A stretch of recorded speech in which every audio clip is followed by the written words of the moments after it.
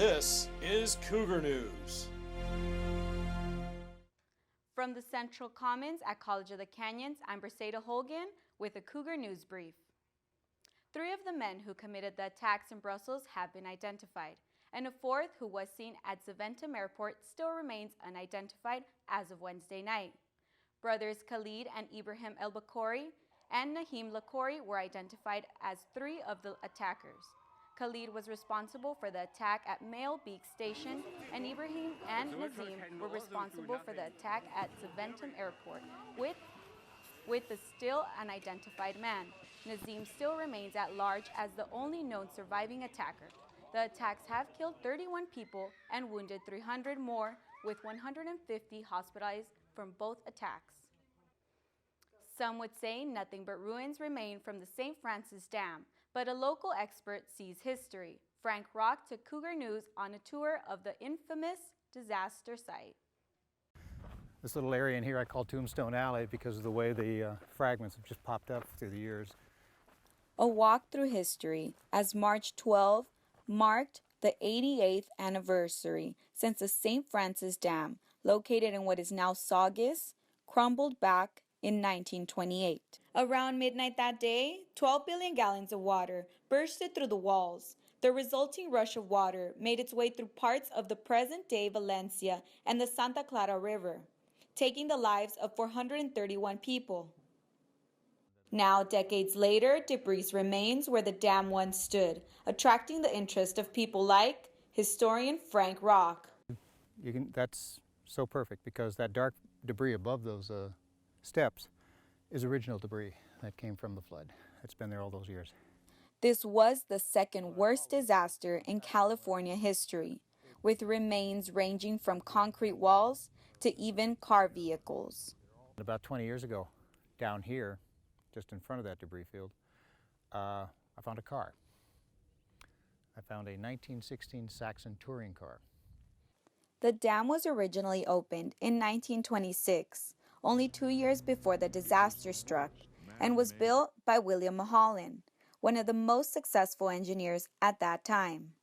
But after the collapse, Mulholland's career was ruined and lived the rest of his life in seclusion.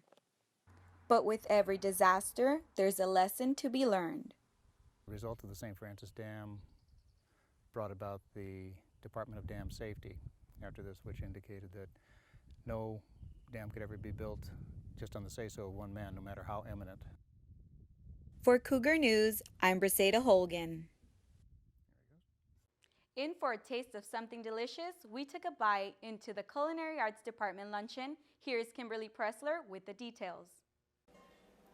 It's 20 minutes before the doors for the Thursday luncheon service opens. And the ICUE student kitchen is run like a well-oiled machine, with recipes being measured out, food being prepped, buttered, sugared, and fresh pastries being removed from the oven at just the perfect golden brown moment. All the hard work put in by these future culinary professionals this morning is not just about cooking. It's also about putting their skills to practice in a real-world environment. It's all about the sense of urgency and seeing a customer and touching a table. That's what's great about our industry, is they actually get hands-on experience here, and then they're better off when they go to get a job. And just like any other well-run restaurant, there are different facets to making a lunch service successful. Chef Otto, his class, Cafe Production, puts on the savory part. Then we have a front of the house class that does all the service. And then my class right now that you see is the pastry art class. And we're very proud of our students. And what do the students get from this hands-on program? They show us how to do professional cooking. And before I started the program, I didn't know anything about setting up a table. Now I know how to set up a table, how to fold napkins professionally, and things like that. For the month of March, the luncheon service will be a 6-course prix-fixe menu. And for April and May, there will be a buffet-style luncheon. The cost is $20 per person, and reservations can be made at the ICUE webpage. So if you're in the mood for some really great food, or you just want to help a future culinary professional hone their craft, then Thursday's lunch sessions are for you. For Cougar News, I'm Kimberly Pressler. COC hosted a conference educating students and parents on the dangers of drug and alcohol addiction. Andrew Gold has more information on the story.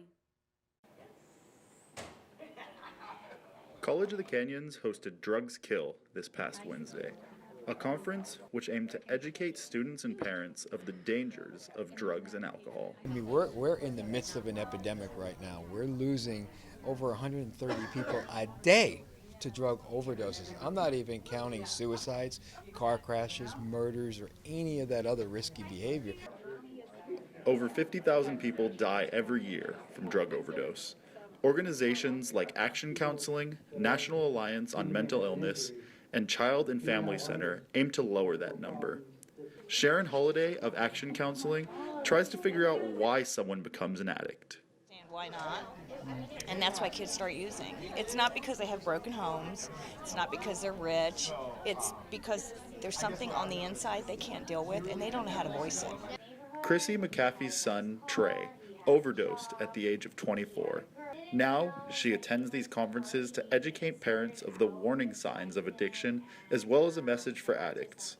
It's never too late. The word out. I lost my son from an overdose. He was 24.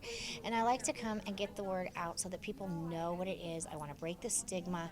I love to come to colleges and high school because it's that age group, especially the college, the early 20s, mid-20s, that are really being affected right now by the opiate and heroin epidemic that we have.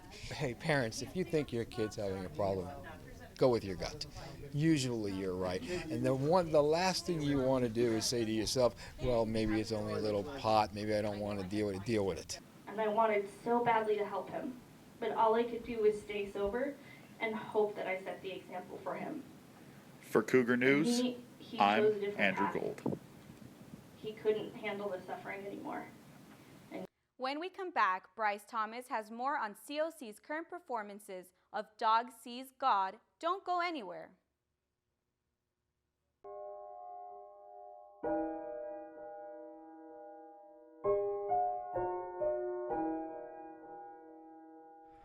Art is life.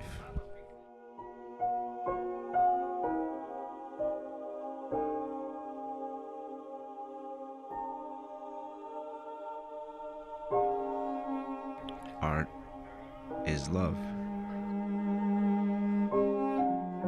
Art is patience.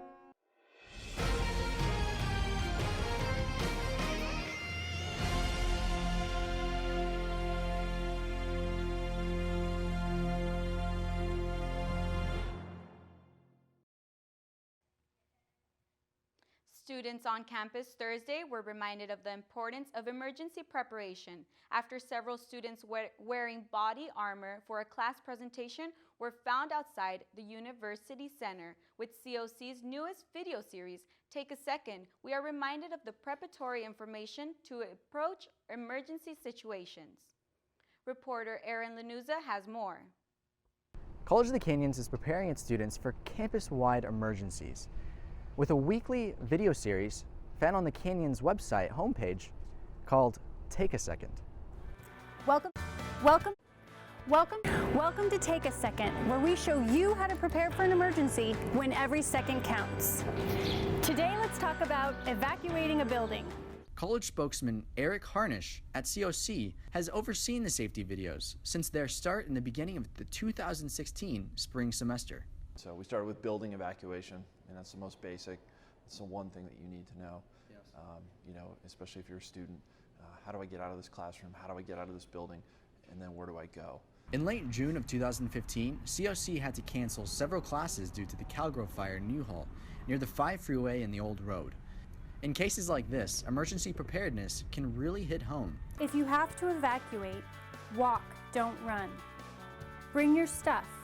You may be away for a while. Take the stairs, elevators probably won't work. Help people who need it. Don't return to the building until campus staff gives the okay. We focused on how to make sure that you're getting the COC emergency notification alerts, either through text or phone or email. So, when we've used the system before, people have said, well, I didn't get the message. And so, we really want people to know that they have to go to My Canyons, check their contact information, and make sure that the correct cell phone number is listed there. It depends on your preferences in My Canyons. Take a second to log into your My Canyons account to verify your contact information. What we really want it to do is use it as a discussion tool. The Take a Second series can spark a central conversation, but learning proper procedures when faced with an emergency requires you to learn more. Your life and all lives matter. Take a second and watch the COC safety videos. It might just save your life or someone else's. For your Cougar News, I'm Aaron Lanuza. Every week, a plethora of new DVDs and Blu-rays hit shelves across the country, and this week is no different. Today, I have 3 standouts for you. First is the comedy Daddy's Home, starring Mark Wahlberg and Will Ferrell. A radio host named Brad Whitaker, played by Ferrell, is desperately trying to get his stepchildren to call him Daddy, and he will go to any lengths to make that happen. However, when their biological father, Dusty, played by Wahlberg, comes back into the picture, he turns everything upside down. The movie turns into a comedic tug of war for their children's affection. Next up is Hunger Games: Mockingjay Part 2, starring Jennifer Lawrence as Katniss Everdeen. After finally uniting all of the districts, she leads the assault against the Capitol and President Snow, all while trying to reconcile her feelings for Peeta, played by Josh Hutcherson. Will she be able to kill Snow after all he's put her through? You will have to buy it and find out. Finally, there is The Letters, starring Juliet Stevenson. She portrays Mother Teresa, one of the most revered people ever to live for her generosity and caring for the less fortunate. It tells the story of her through several letters she wrote to her friend and longtime spiritual advisor, Father Celeste Van Exem. His guidance lasted over 50 years. Coincidentally, the Vatican has set to canonize her for sainthood on September 4th. A few weeks ago, the world of television lost an unsung hero. Gary Hutzel was a visual effects supervisor who worked for over 25 years in the industry on such popular science fiction television shows as Star Trek: The Next Generation and Battlestar Galactica. During his illustrious career, he amassed a total of 20 Emmy nominations with 4 wins, his last being only a few years ago. Along with his Emmys, he compiled 6 Visual Effects Society Awards. Hutzel, who was a Santa Clarita resident for several years, passed from an apparent heart attack. He was 60 years old and is survived by his wife, Kathy, and their 3 children, William, Andrew, and Francis. And for more entertainment throughout the week, head on over to our Facebook page to check out our weekly podcast. It's facebook.com/CNE. Don't forget to like us and leave us your comments. When familiar characters on television or in comic strips are reimagined for alternative storytelling, you can get a refreshing perspective. Something COC Theater students thought about when choosing Dog Meets God to perform in the Black Box Theater this month. Bryce Thomas has more. In 2015, we saw the Peanuts as kids, but coming to the Black Box Theater, the Peanuts as teenagers.